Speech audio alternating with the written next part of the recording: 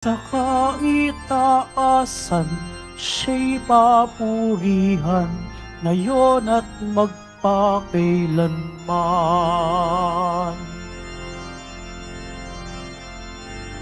Umawi ang daigdigan, lahat ng naroon.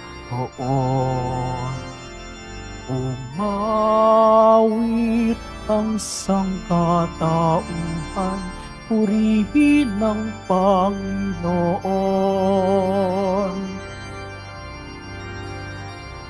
Papuri sa kaitaasan, siya'y papurihan, Diyos ng lahat. O papuri sa kaitaasan, siya'y papurihan, ngayon at magpakailanman. Sa ngalan ng Ama at ng Anak at ng Espiritu Santo. Amen. Ang pagpapala ng ating Panginoong Hesukristo, ang pag-ibig ng Diyos Ama, at ang pakikipagkaisa ng Espiritu Santo, naway sumainyong lahat. At sumayo rin. Mga kapatid, tinipon tayo bilang kaanib ng angkan ng Diyos. Kaya dumulog tayo sa mawaing Panginoon na nagpapatawad ng lubos. Sinugong tagapagpagaling sa mga nagsisisi, Panginoon, kaawaan mo kami. Panginoon, kaawaan mo kami. Dumating na tagapag-anyayang mga makasalanay magsisi, Kristo, kaawaan mo kami. Kristo, kaawaan mo kami. Nakaluklok ka sa kanan ng Diyos Ama para ipamagitan kami. Panginoon, kaawaan mo kami. Panginoon, kaawaan mo kami. Kaawaan tayo ng makapangyarihang Diyos, patawarin tayo sa ating mga kasalanan at patnubayan tayo sa buhay na walang hanggan. Amen. Manalangin tayo. Ama naming makapangyarihan, kalugdan mo kami at pagbigyan na magkamit ng kaloob mong karagdagan upang sa maalab naming pananalig, pag-asa at pag-ibig, kami mamalaging tumatalima sa iyong kautusan. Sa pamamagitan ni Hesukristo, kasama ng Espiritu Santo, magpasawalang hanggan. Amen. Magsiupo po ang lahat.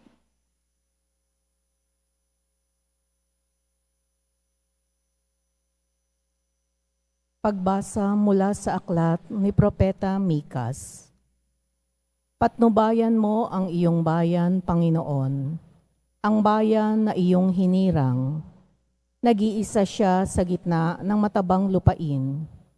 Bayaan mo silang manirahan sa magandang pastulan ng Basan at Galaad. Magpakita ka sa amin ng mga kababalaghan, tulad noong ilabas mo sa Ehipto ang iyong bayan. Wala nang ibang Diyos na tulad mo. Pinatatawad mo ang mga kasalanan ng nalabi sa bayan mong hinirang. Hindi ka nagkikimkim ng galit. Sa halip ay ipinadarama mo sa kanila ang tapat mong pagmamahal. Muli kang mahahabag sa amin. Lilimutin mo ang mga pagkakasala namin at hiyahagis sa kalaliman ng dagat. Ipamamalas mo ang iyong katapatan sa Israel at ang walang maliw na pag-ibig sa angkan ni Abraham. Gaya ng iyong ipinangako sa aming mga magulang mula pa ng unang panahon. Ang salita ng Diyos. Salamat sa Diyos. Pag-ibig mo'y ipakita, iligtas kami sa dusa. Pag-ibig mo'y ipakita, iligtas kami sa dusa. Ikaw, O Poon, naging mapagbigay sa iyong bayan, pinasagana mo't muling pinaunlad ang bansang Israel. Yaong kasamaan ng mga anak mo'y nilimot mong tunay. Pinatawad sila sa nagawa nilang mga kasalanan. Ang taglay mong puot sa ginawa nila'y iyon ang inalis.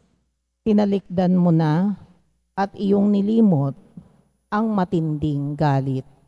Pag-ibig mo'y ipakita, iligtas kami sa dusa. Kaya naman poon, ibalik mo sana ang iyong paglingap. Ang pagkamuhi mong aming nadaramay, limutin ng ganap. Ang pagkagalit mo at puot sa ami, wala na bang hanggan? Di na ba lulubag, di na matatapos ang galit mong iyan? Pag-ibig mo'y ipakita, iligtas kami sa dusa. Ibangon mo kami, sana'y ibalik mo ang nawalang lakas, at kaming lingkod mo ay pupurihin ka na taglay ang galak. Kaya ngayon, poon, ipakita mo na ang pag-ibig mong wagas. Kami ay lingapin at sa kahirapan ay iyong iligtas. Pag-ibig mo'y ipakita, iligtas kami sa dusa. Magsitayo po ang lahat.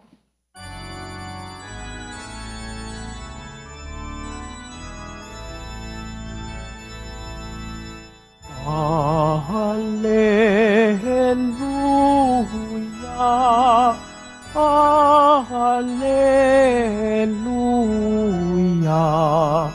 Hallelujah,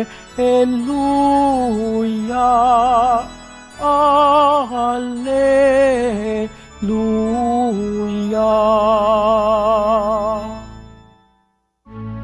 Ang sa akin nagmamahal, tutupad sa aking aral, Ama't ako'y mananahan. Hallelujah, Hallelujah, Hallelujah, Hallelujah.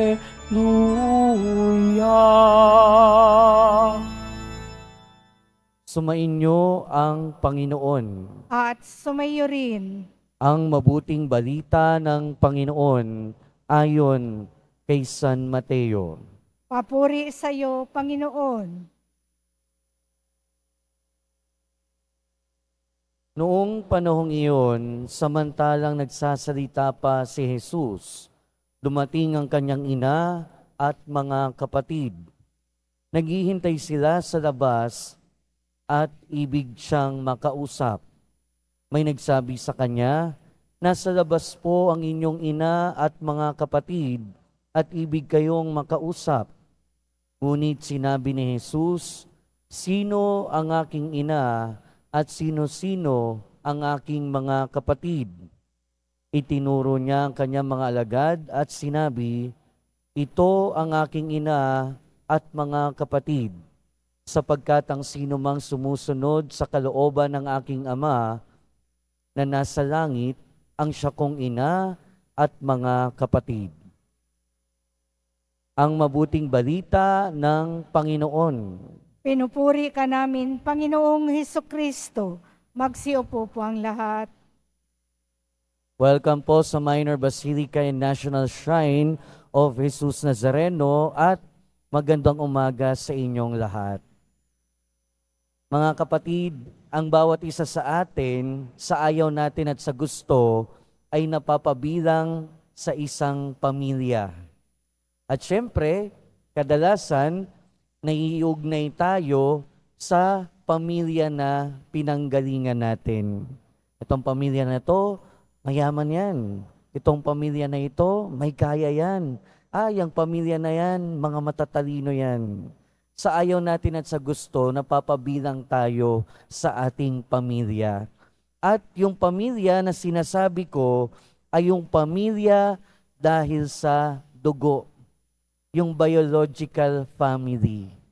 At sa ating ebanghelyo, narinig natin kung papaanong yung mga miyembro ng pamilya ng ating Panginoon ay hinahanap siya. Hinahanap ka ng iyong ina at mga kapatid. Pero ano yung sabi ng ating Panginoon? Sino ang aking ina at mga kapatid? Kung pakikinggan natin, para bang ayaw harapin ng ating Panginoon ang kanyang ina at mga kapatid? And by the way, pag sinabi nating mga kapatid, sa konteksto ng panahon ng ating Panginoong Hesukristo, hindi doon sinasabi o hindi tinutukoy doon yung mga biological na kapatid.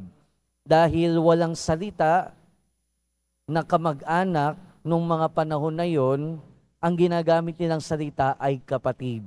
Kaya ang sinasabi dito ay hindi yung biological na kapatid, pero yung mga kamag-anak ng ating Panginoon. Dahil alam nating lahat na si Jesus ang nag-iisang anak ng ating mahal na Birheng Maria. Well, anyway, going back, para bagang dinedenay ng ating Panginoon at ayaw niyang harapin yung kanyang ina at mga kapatid. Pero hindi naman talaga ganon yung kaso. Hindi naman talaga ibig sabihin nun ayaw niyang harapin at ayaw niyang i-claim na nanay niya si Mama Mary. Pero ang sinasabi sa atin ng ating pagbasa ng ating ebanghelyo ay sa mga Kristiyano, tayo mga Kristiyano, nagkakaroon ng panibagong kahulugan ang pagiging pamilya. Meaning, napapabilang tayo sa panibagong pamilya. Pero this time, hindi na dahil sa dugo. Hindi na dahil sa biological na aspeto, pero dahil sa espiritual. Kaya nga, di ba, tawag natin sa mga father. Hindi ibig sabihin nun, anak namin kayong lahat. Hindi ibig sabihin nun, kayo sa amin ang galing. Pero dahil meron tayong spiritual bond at napapabilang tayo sa malaking Kristiyanong pamilya. Kaya nga, di ba, madalas maririnig din natin, lalo na yung mga naglilingkod sa simbahan, ang tawagan, sister, brother. Dahil tayong lahat, bilang Kristiyano, ay pamilya. Now, kung darating kaya ang ating Panginoong Hesukristo at hahanapin natin, ikiklaim niya kaya tayo bilang kapatid?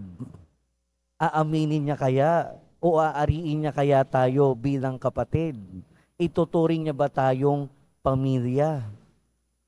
Mga kapatid, para maging pamilya ng ating Panginoong Hesukristo, hindi lang sapat na maging Kristiyano tayo o Katoliko tayo sa salita. Kaya nga, sinasabi ng ating Panginoon sa Ebanghelyo, sino ang aking ina at mga kapatid? Tinuro niya yung mga alagad niya. At ano pa yung sabi niya?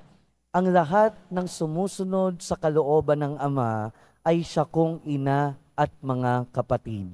Na ibig sabihin, yung pangunahing dahilan, yung pangunahing sangkap para maging totoong kapamilya ng ating Panginoon ay ang pagsunod sa kalooban ng Ama. Meaning, ang pagsunod sa ating Panginoong Hesukristo. Pangunahing ingredient para maging pamilya ng ating Panginoon. Kaya kung susuriin natin yung ating buhay, magandang tanongin ngayon, ako ba ay bahagi ng pamilya ng aking Panginoong Hesukristo? At tayo lang din yung makakasagot niyan. Dahil kung tayo ay nagsisikap na sumunod sa kalooban ng Diyos, na sumunod sa ating Panginoong Hesukristo, ay malamang tayo ay talagang mapapabilang sa pamilya ng ating Panginoong Hesukristo. Simple lang yung mensahe sa atin ngayon ng ating Ebanghelyo. Ang pagiging pamilyang Kristiyano ay ang pagsunod sa kalooban ng ating Panginoong Hesukristo, sa kalooban ng Ama. At ito ay hindi lamang sa salita, kundi lalong-lalo sa gawa. Kaya sa pagpapatuloy ng ating buhay, nawa patuloy tayong sumunod sa kalooban ng Ama. Patuloy tayong tumulad sa ating Panginoong Hesukristo. Nang sa gayon, maituring tayo ng ating Panginoon na totoo, tayo ay kanyang pamilya. Amen. Magsitayo na po ang lahat.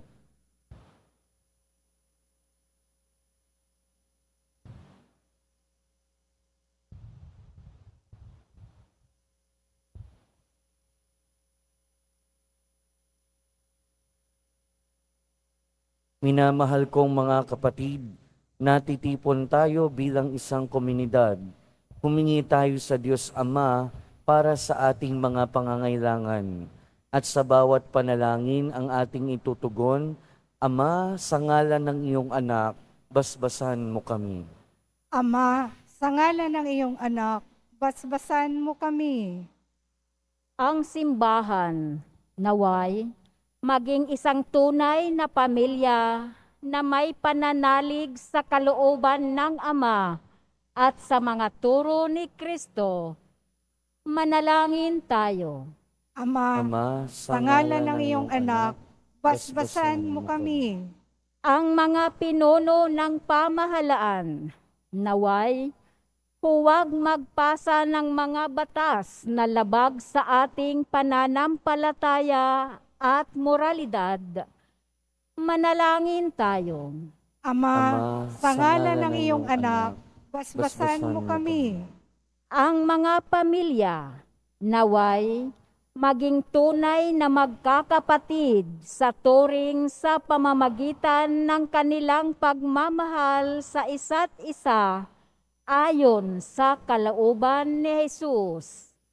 Manalangin tayo. Ama, sa ngalan ng iyong anak, basbasan mo kami. Ang mga nagdurusa, naway, pakitaan natin ng pagkalinga sa anumang paraan upang mapagaan ang kanilang dinadala at matulungan silang patuloy na magtiwala sa Diyos. Manalangin tayo. Ama, sa ngalan ng iyong anak, basbasan mo kami. Ang mga tapat na yumao, naway, makarating sa kanilang walang hanggang tahanan. Manalangin tayo. Ama, sa ngalan ng iyong anak, basbasan mo kami. Mapagmahal na Ama, gawin mo kaming mga tapat na anak mo na masunurin sa iyong banal na kalooban. Hinihiling namin ito sa pamamagitan ni Kristo na aming Panginoon. Amen. Magsiupo po ang lahat.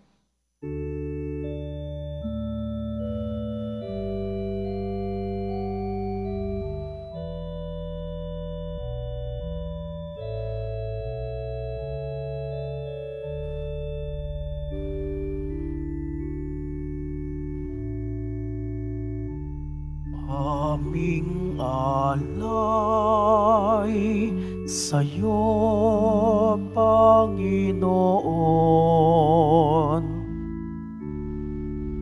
Ang tinapay at alak na iyong kaloob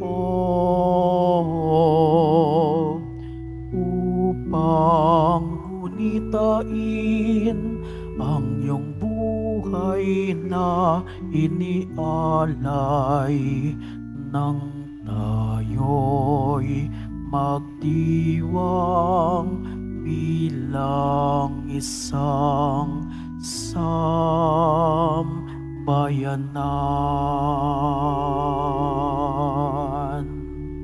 Magsitayo po ang lahat.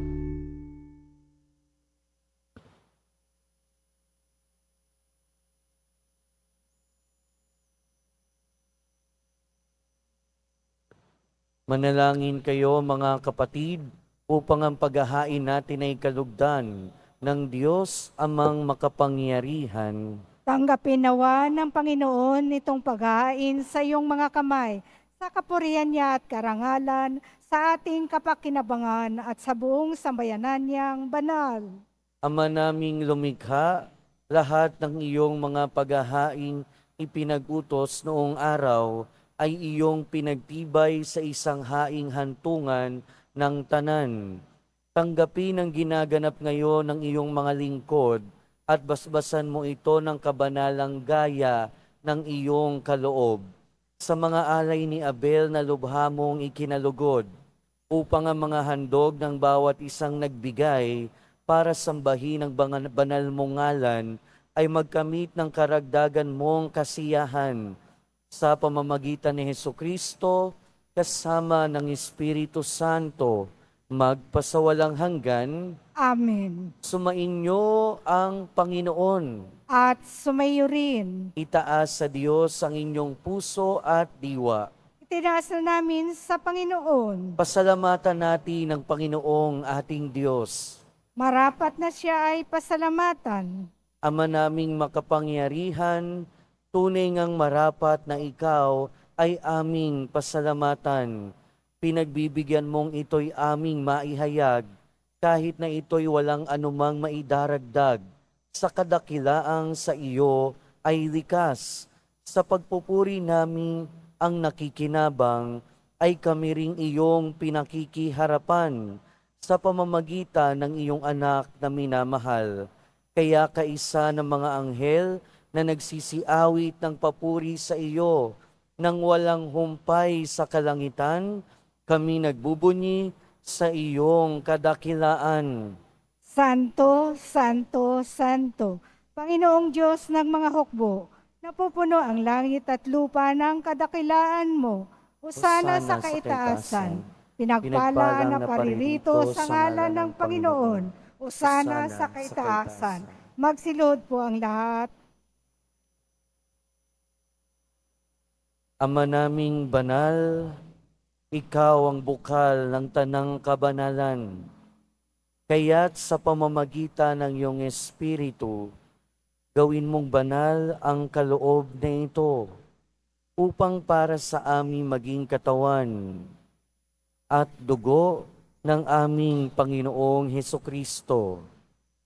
Bago niya pinagtiis ang kusang loob na maging handog, hinawakan niya ang tinapay, pinasalamatan kanya, pinaghati-hati niya iyon, iniabot sa kanyang mga alagad at sinabi, "Tanggapin ninyong lahat ito at kanin. Ito ang aking katawan na ihahandog para sa inyo."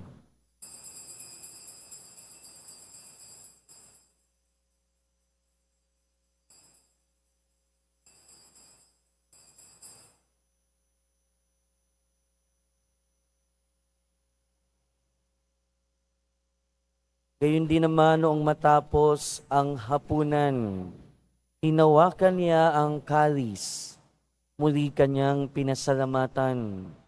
Iniabot niya ang kalis sa kanyang mga alagad at sinabi, "Tanggapin ninyong lahat ito at inumin. Ito ang kalis ng aking dugo, ng bago at walang hanggang tipan. Ang aking dugo na ibubuhos para sa inyo at para sa lahat, sa ikapagpapatawad ng mga kasalanan. Gawin ninyo ito sa pag-alala sa akin."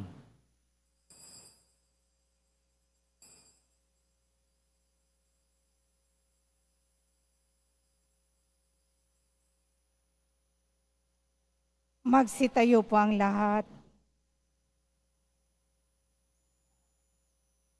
Ipagbunyin natin ang misteryo ng pananampalataya. Si Kristo'y namatay, si Kristo'y nabuhay, si Kristo'y babalik sa wakas ng panahon. Ama, ginagawa namin ngayon ang pag-alala sa pagkamatay at muling pagkabuhay ng iyong anak. Kaya tiniaalay namin sa iyo ang tinapay na nagbibigay buhay at ang kalis na nagkakaloob ng kaligtasan. Kami nagpapasalamat dahil kami iyong minarapat na tumayo sa harap mo para maglingkod sa iyo.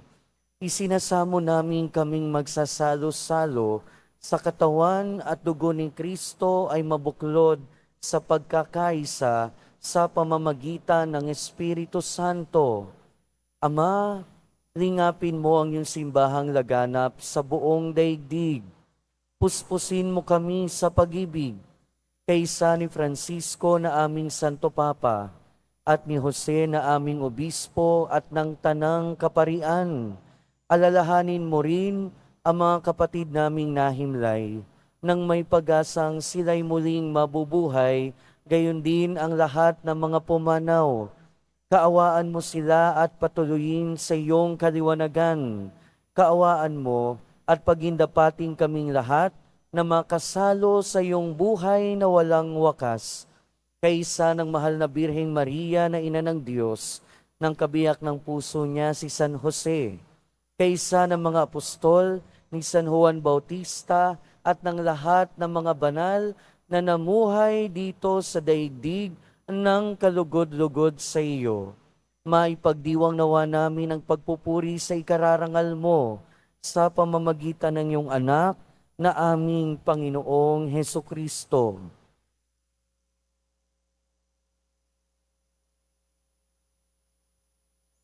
Sa pamamagitan ni Kristo, kasama niya at sa Kanya, ang lahat ng parangal at papuri ay sa iyo, Diyos amang makapangyarihan, kasama ng Espiritu Santo, magpasawalang hanggan. Amen. Sa tagubili ng mga nakagagaling na utos at turo ni Jesus na Panginoon natin at Diyos, ipahayag natin ng lakas loob. Ama namin, sumasalangit ka, sambahin ang ngalan mo, mapasa amin ang kaharian mo, sundin ang loob mo dito sa lupa para nang sa langit. Bigyan mo kami ngayon ng aming kakanin sa araw-araw, at patawarin mo kami sa aming mga sala, para nang pagpapatawad namin sa nagkakasala sa amin. At huwag mo kami ipahintulot sa tukso, at iadya mo kami sa lahat ng masama. Hinihiling namin kami adya sa lahat ng masama, pagkalooban ng kapayapaan araw-araw, iligtas sa kasalanan at ilayo sa lahat ng kapahamakan. Samantalang aming pinananabikan ang dakilang araw ng pagpapahayag ng tagapagligtas naming si Heso Kristo. Sapagkat iyo ang kaharian at ang kapangyarihan at ang kapurihan magpakailanman. Amen. Panginoong Heso Kristo, sinabi mo sa iyong mga apostol, kapayapaan ang iniiwan ko sa inyo, ang aking kapayapaan ang ibinibigay ko sa inyo. Tunghayan mo ang aming pananampalataya at huwag ang aming pagkakasala. Pagkalooban mo kami ng kapayapaan at pagkakaisa ayon sa iyong kalooban, kasama ng Espiritu Santo, magpasawalang hanggan. Amen. Ang kapayapaan ng Panginoon ay laging sumainyo. At sumaiyo rin. Magbigayan kayo ng kapayapaan sa isa't isa. Peace be with you po. Peace be with you.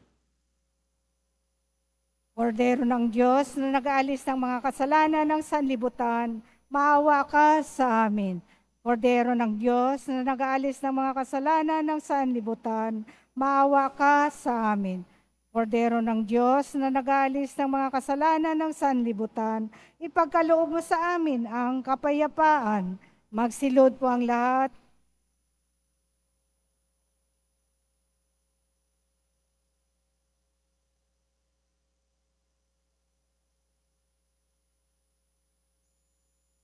Ito ang kordero ng Diyos. Ito ang nag-aalis ng kasalanan ng sanlibutan. Mapalad ang mga inaanyayahan sa kanyang piging.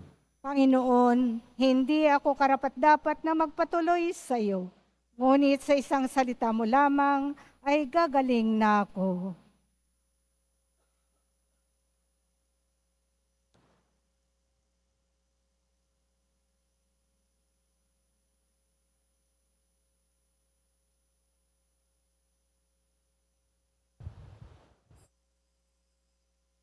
Para sa lahat ng tatanggap ng banal na komunyon, sasagot po tayo ng amen. Pagkasabi ng pari o ng lay minister ng katawan ni Kristo, at isubo agad sa bibig bago umalis sa harapan ng pari o lay minister. Sumunod po tayo.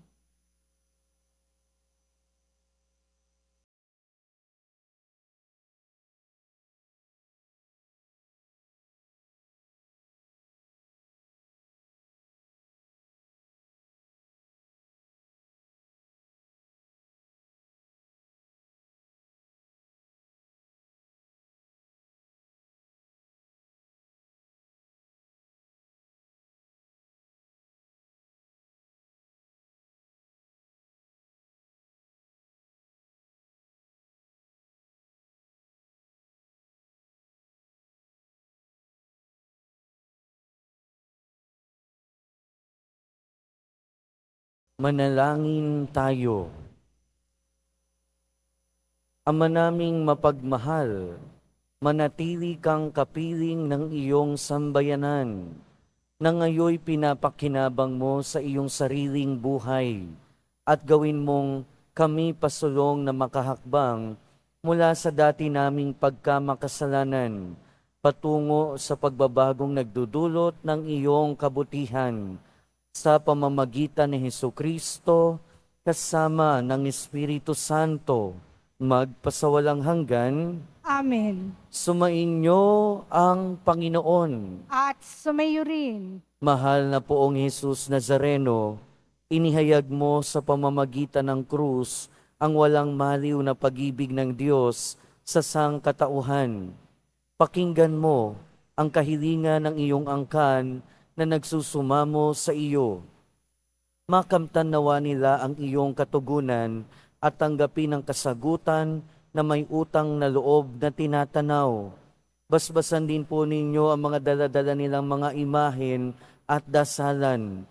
Sa pamamagitan ng bendisyon na ito, naway maalala nila ang mga pangako nila noon sa binyag, na ikaw ang kanilang iibigin at paglilingkuran bilang Panginoon, magpasawalang hanggan. Amen. At pagpalain kayo ng makapangyarihan at mapagmahal na Diyos, ng Ama at ng Anak at ng Espiritu Santo. Amen. Humayo kayong taglayang kapayapaan ng poong Jesus Nazareno. Salamat sa Diyos.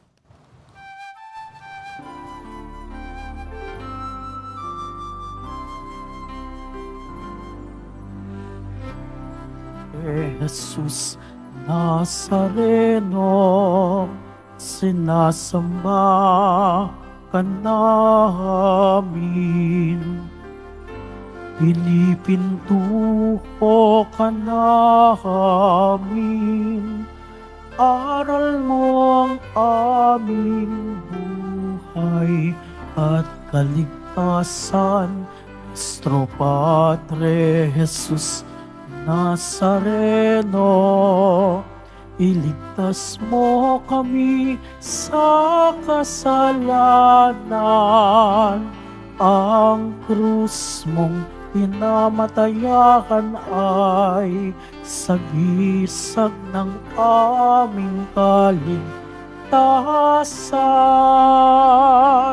Nuestro Padre Jesus Nazareno, dinarangal ka namin. Nuestro Padre Jesus Nazareno, niluluwalhati ka namin.